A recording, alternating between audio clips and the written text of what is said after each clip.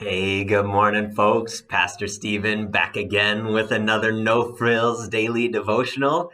And today's topic is titled Reframing Pain. And this is going to be a play off of the previous episode that I did about purpose in spite of pain, because I got about halfway through that video yesterday, and I don't know if you noticed or not. And I realized, this is a much bigger concept than one video. All right. And so I want to tease this idea out yet a little bit more in today's video about pain. And in that previous episode, it was all about how pain is a given. Okay. Pain is a given. All right. But how do you not lose sight of the purpose and the plan that God has for your life when you go through pain?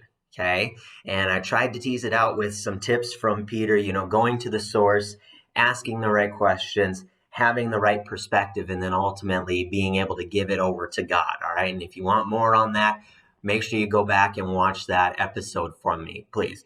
All right. And so I'm going to take you back to the text again. And it's the same passage of scripture that I used in the previous video. Okay. Peter's writing to the church, to the early believers in Rome at the time. Okay. Or not necessarily Rome. I mean, he's just writing this letter to early Christian believers. And he's challenging them. And he says this. He says, "In this you greatly rejoice, though for now, for a little while, you have had to suffer grief in all kinds of trials." And then he goes on to say that these have come so that your faith may be proved genuine and may result in praise, glory, and honor when Jesus Christ is revealed. And I want you to understand something. Like, Peter isn't just playing this off and as though like pain and the sufferings of the early believers, that it's no big deal. He's not playing it off like it's no big deal, right? And he's not just telling these early Christians to suck it up, buttercup, all right? Because pain is a given, right? He's not saying that either, all right? And he's not being insensitive, okay? Peter's not being insensitive.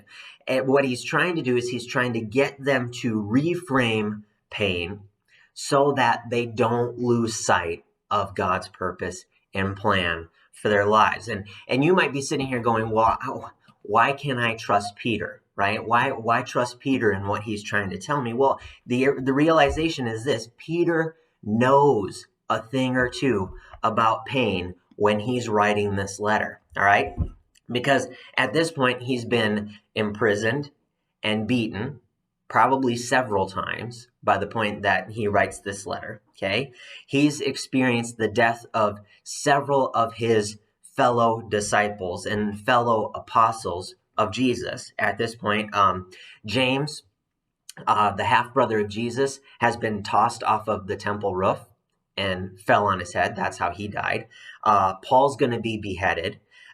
James, the brother of John, one of Peter's closest friends, is killed by Herod with a sword through him. Okay, Stephen, one of the first martyrs, has been stoned by this point, and then there's the horrors of the Roman Colosseum, where Nero is coming up with creative ways to torture and torment Christians so that people can be entertained. And Peter, at this point, also has a death warrant out. You'll read in Acts chapter 12. For his own life, right? And so he knows a thing or two about pain. That's what I'm trying to clarify here in that long monologue, okay? And so we can trust Peter. And so what he's trying to get at, though, is that this idea that pain, okay, pain, just like anything else in life, can provide the opportunity for growth and maturity. Okay, if we don't lose sight of God's plan and purpose for our lives in spite of it. Think about it like resistance training, okay? How do you get stronger? How do you get better? It's through encountering resistance, right? If I'm doing bench press, okay, and I want to get stronger at my bench press, I don't take weight off, I put weight on. If I want to get better at endurance running, I'm not going to run less, I'm going to run more, right? And that's the idea here is Peter's trying to get these early believers to realize that this is horrible. And I understand that this is horrible, but this is also an opportunity for your growth and your maturity if you don't lose sight of God's purpose and God's plan for your life.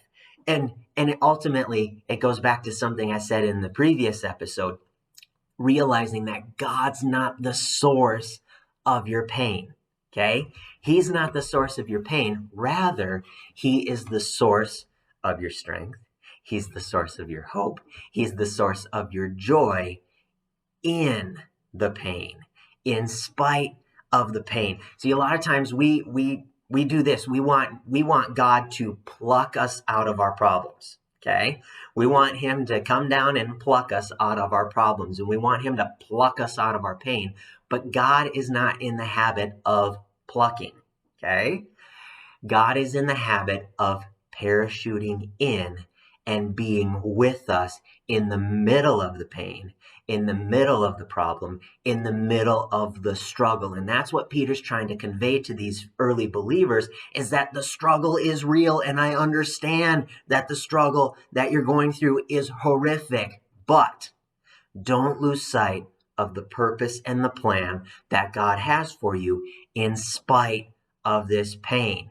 So go to the source, ask the right questions, have the right perspective, and give it over to God. And why would I do that? Why can I trust God with my pain? Okay? Well, we can trust him because Jesus knows a thing or two about pain, right? And that's what Peter is ultimately trying to convey to early believers, but also to you and I. Hey, you guys, have an awesome, awesome day. Be blessed.